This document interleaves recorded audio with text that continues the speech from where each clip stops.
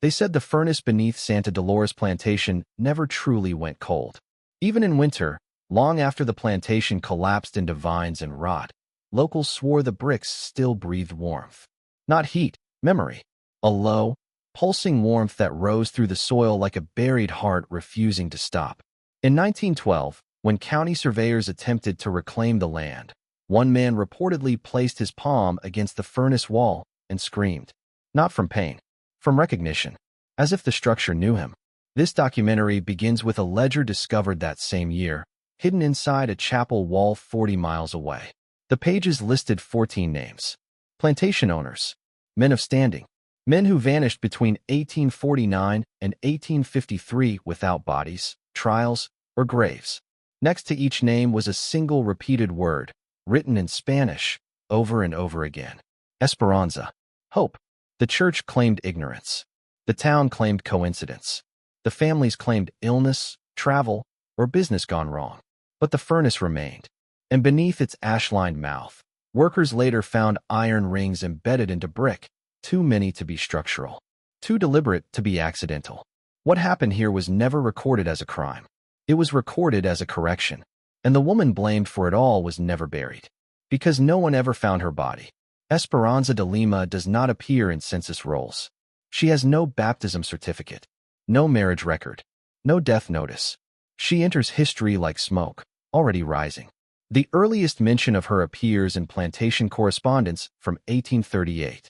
She is described not as a worker, but as the woman who oversees the lower chambers. No surname, no age, just a presence. Former enslaved families passed her name down in whispers. They said Esperanza did not sleep in quarters. She lived beneath the main house, where coal was stored and heat was fed into the estate's industrial furnace. Children were warned not to follow her voice. They said she spoke softly, kindly, that she remembered names others forgot, that she listened when no one else would. But they also said plantation owners avoided her gaze, not out of fear, out of something closer to guilt. By the 1840s, Esperanza had become a figure of rumor. Some said she was once enslaved and deliberately unregistered. Others claimed she arrived already educated, already scarred, already silent about her past. The church described her as useful but unclean, and when the disappearances began, she was the only constant. Always present before a man vanished, always absent when questions were asked. Between 1849 and 1853, 14 men vanished from 3 neighboring plantations. No alarms were raised, no searches organized. Instead, their families received letters, written in familiar handwriting, explaining extended travel, spiritual retreat, or sudden illness. Each letter carried the same subtle irregularity. The ink smelled faintly of coal. Local pastors preached sermons on obedience during that period. Obedience to God. Obedience to order. Obedience to silence. But enslaved workers noticed something else. The furnace burned longer those years. Day and night. Without explanation. Coal deliveries doubled. Ash piles grew heavier. The heat vents beneath the main house remained open even in summer. And Esperanza was always there, feeding the furnace, tending it like a living thing. One elderly witness later testified that she heard voices once. Not screams. Confessions. Men speaking names they had never spoken aloud before. Then nothing.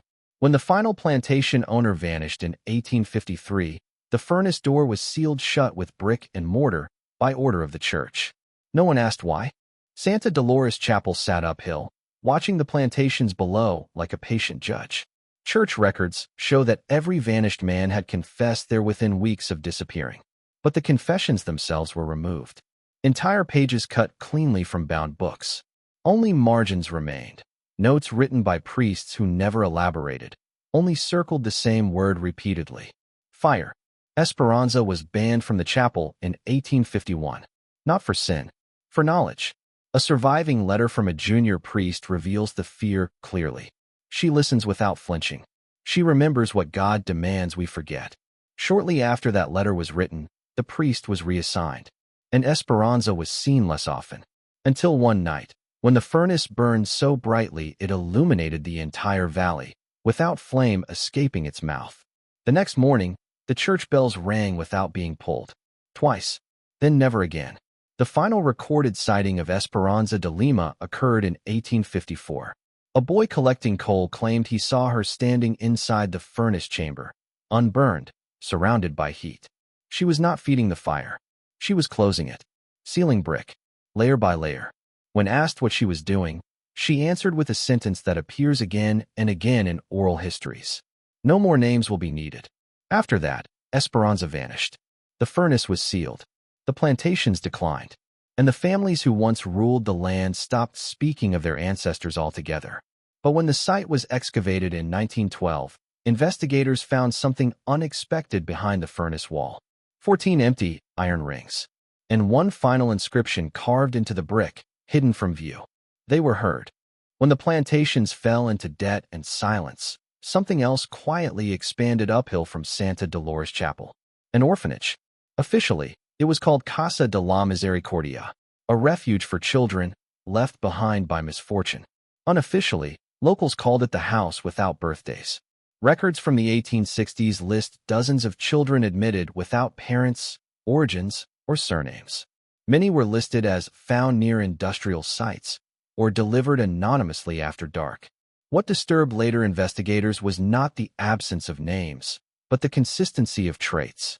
Nearly all the children were described as unusually calm, quiet observers, resistant to authority, but deeply attentive to suffering in others.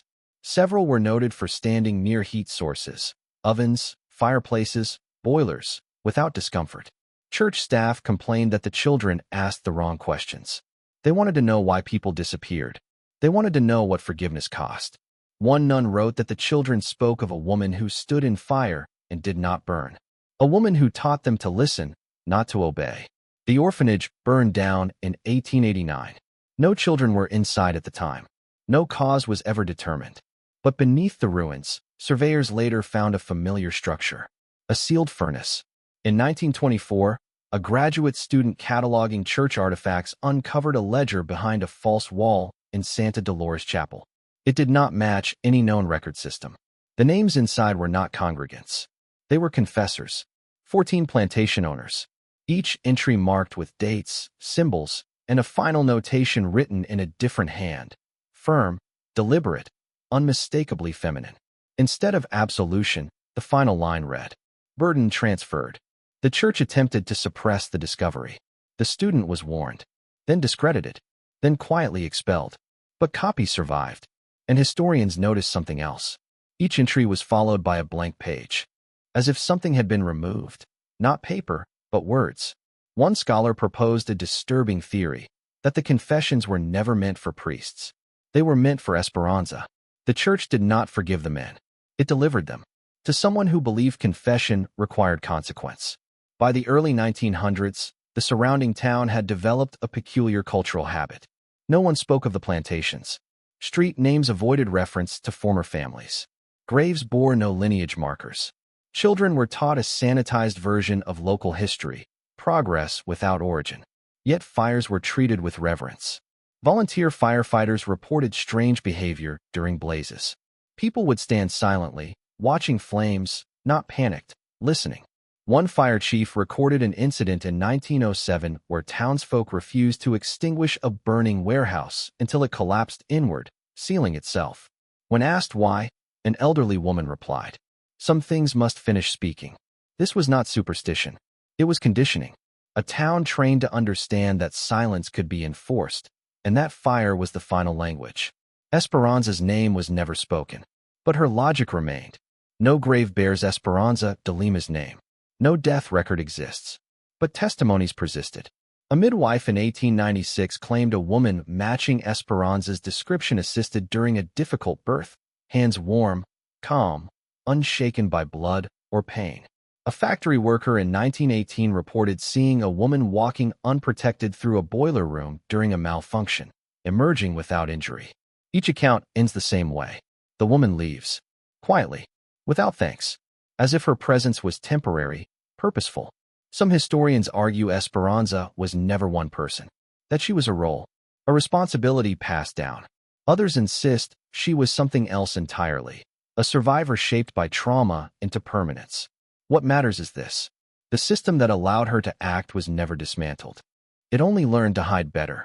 The furnace beneath Santa Dolores Plantation was not designed for disposal. It was designed for endurance. Industrial blueprints reveal reinforced walls, sound-dampening chambers, and ventilation angled inward, not outward.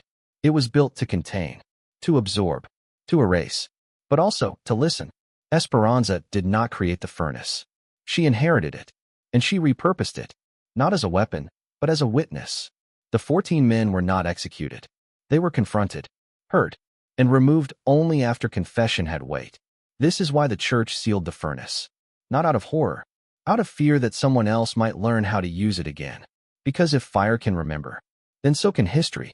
In 1931, a Works Progress Administration archivist named Thomas Calder was assigned to document obsolete industrial sites across the region. Most were empty. One was warm. Calder described the sealed furnace beneath the former Santa Dolores plantation as radiating a steady heat inconsistent with environmental conditions. He noted the bricks were fused, not by fire alone, but by pressure, as if they had been held together while something inside resisted. He also reported sound, not voices, a low resonance, like breath moving through stone. Calder began spending nights at the site. He transcribed impressions instead of measurements. His notes grew less technical, more personal. It feels like something wants to be understood, not opened. Weeks later, Calder submitted a final report recommending the furnace remain sealed indefinitely. The report was rejected. He was found days later in his boarding house, uninjured, seated upright, hands folded, eyes open. The coroner listed the cause of death as heart failure. But Calder's last notebook entry contained a single sentence, written repeatedly until the ink tore through the paper. She never left. In 1938, a vocational school replaced the ruins of Casa de la Misericordia. It trained boys for mechanical labor, boilers, engines, industrial heat systems. Teachers noted an unusual trend. Certain students excelled without instruction. They understood pressure, airflow, containment. They spoke of machines as if they had intentions. One instructor reported that a boy refused to shut down an overheating boiler, insisting, "If we stop it now, it won't finish." The boy was punished. The boiler ruptured 2 hours later, collapsing inward instead of exploding outward. No one was injured. The school board dismissed the incident as coincidence. But archived disciplinary files show something else. Several boys shared the same unknown guardian, listed simply as E to L. During the 1940s, factory towns across the county reported a strange phenomenon. Men would arrive unannounced at industrial sites after hours, mills, foundries, power stations. They would ask to speak to whoever was in charge of the heat. They would stay for hours, and some would never return home. There were no fires, no accidents, only empty lockers, unclaimed wages, abandoned tools. Authorities blamed wartime stress, but survivors told a different story. They said the men talked. They confessed things they had never admitted, not crimes, but choices, things they had allowed, things they had benefited from. And someone listened, someone who never interrupted, someone who never forgave. By 1946, a private historian began connecting the disappearances. 14 plantation owners, then factory supervisors, then administrators. Always those who controlled systems, always those insulated from consequence. The historian noticed another constant. Every site was built over or near older heat infrastructure, furnaces, kilns, boilers, and in each case, workers recalled a woman who didn't belong there. Calm, observant, unafraid, never named, never questioned. The historian prepared a manuscript titled Esperanza de Lima and the Architecture of Accountability. It was never published. The manuscript ends abruptly. The final page reads, "We mistake fire as destruction, but it is also a witness that cannot be bribed." In 1950, Santa Dolores Chapel was officially deconsecrated. Before its demolition, workers discovered a final sealed chamber beneath the altar. Inside was not a body, but a mirror, blackened, cracked, positioned to face downward, toward where the furnace once burned. Behind it, carved into the stone, were words written in Latin and Spanish. Not punishment, balance. The church had known. It had chosen silence over justice. Esperanza was never an anomaly. She was a response. And responses do not die. They wait. In the final years before Santa Dolores vanished from official maps, archivists noticed a problem. Documents were changing, not disappearing, but altering. Names associated with the 14 plantation families blurred across editions. Census data shifted. Property transfers listed undetermined custodians. Margins grew crowded with handwritten corrections no one could trace to a source. One clerk wrote a memo in 1949 stating, "It is as if the records do not want to remember certain people." More disturbing still, the edits always removed authority, not identity. Titles vanished. Ownership dissolved. Power evaporated from the page. Esperanza's name never appeared. But the effects of her presence shaped the archive itself. History was not rewritten. It was unweighted. Those who had once stood above consequence were reduced to footnotes, if mentioned at all. This was not revenge. It was equilibrium. In 1951, a demolition worker named Luis Moreno agreed to speak decades later, under condition his testimony not be sensationalized. He said that during the dismantling of the furnace foundation, he heard a sound beneath the last layer of brick. Not knocking, not movement, breathing, slow, controlled, patient. When a supervisor ordered the chamber opened, Moreno refused. So did the others. They resealed it. Moreno later said something that unsettled investigators more than any supernatural claim. Whatever was inside didn't want out. It wanted to be left to remember. He left the job that day. Never worked near industrial heat again. By the mid-20th century, scholars quietly reframed Esperanza de Lima, not as a criminal, not as a vigilante, but as a consequence created by a system that denied accountability long enough for accountability to evolve. Esperanza did not seek victims. Victims arrived. She did not pursue justice. She waited for confession. In a society where churches absolved without restitution, where power insulated itself from harm, Esperanza became what institutions refused to be. A listener who did not forget. A witness who did not absolve. Fire was not her weapon. It was her language. Because fire does not argue. It reveals. In the ruins of Santa Dolores, long after demolition crews departed, one final inscription was discovered in 1962, etched into stone too deep to have been made quickly. It was not a threat. It was not a promise. It read, "When confession is denied, heat returns." The phrase has since appeared. Independently, graffitied near factories, scrawled on foundry walls, scratched into school desks in towns built on buried systems. No one claims responsibility. No one needs to. Because the message is not meant for everyone. Only for those who recognize themselves in it. Esperanza de Lima is not remembered because remembering would require acknowledgement. Acknowledgement of systems that fed on silence. Of institutions that traded forgiveness for convenience. Of communities that survived by forgetting who paid the price. Esperanza did not burn 14 men to make a statement. She listened to 14 men who believed no one ever would. And when the weight of their words exceeded what the world could carry, she contained it. Today, furnaces are cleaner, buildings safer, language softer, but heat still gathers where power resists accountability. And somewhere, whether as a woman, a role, or a memory passed hand to hand, Esperanza remains, waiting, not for revenge, for truth.